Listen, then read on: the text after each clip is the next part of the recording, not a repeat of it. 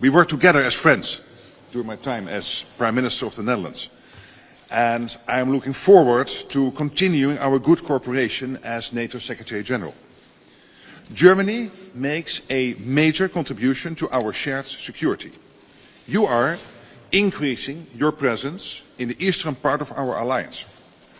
You are permanently deploying a full brigade to Lithuania. German jets patrol the Baltic skies. And the German Navy is assuming a leading role for NATO in the Baltic Sea for the next 4 years, protecting key supply and trade routes and critical infrastructure in the Baltic Sea. Germany now invests, as you said, 2% of its GDP in defense for the first time in 3 decades. This is important for Germany and for NATO. All NATO allies must invest more. And I trust that Germany will continue to step up. Dear Olaf, this achievement is also thanks to your personal leadership and commitment. Your historic Zeitenwende has made a big difference to the security of Germany and the strength of the alliance. And it sends a strong signal to Moscow that we stand united to defend our democratic values and the rules-based international order. As a former Prime Minister, I know that it is not always easy for governments to allocate funds for national defense and for aid to Ukraine. But both are crucial for our collective security. So today, indeed, we also discussed our continued support to Ukraine. Germany is the biggest European contributor of military aid. Your support saves lives on the battlefield every day. And you host in Wiesbaden NATO's new command for security assistance and training to Ukraine, which I visited a couple of weeks ago. The NATO command for Ukraine is integral to the wider NATO Washington Summit package for Ukraine, which also includes the pledge of long-term security assistance and support for Ukraine on its irreversible path to Euro-Atlantic integration.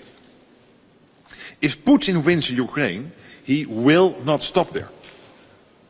Russia is conducting already an intensifying campaign of hybrid attacks across our allied territories, interfering directly in our democracies, sabotaging industry and committing violence.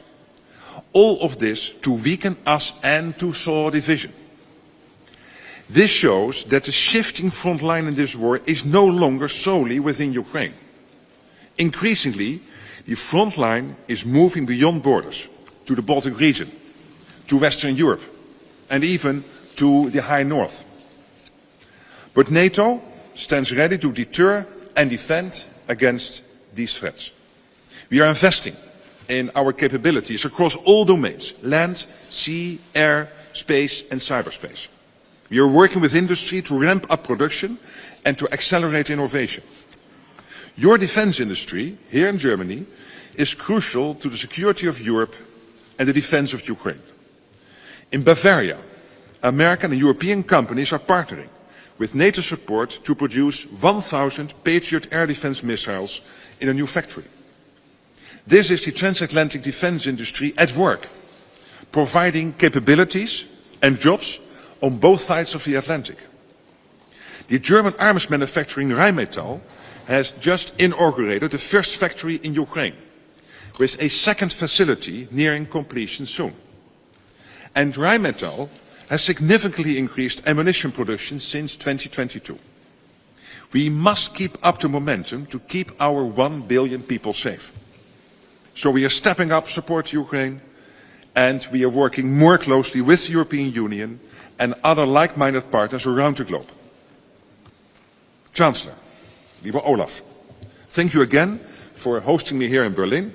Thank you for your leadership in these uncertain times, and thank you for Germany's leading role in the alliance, in NATO. Again, thank you.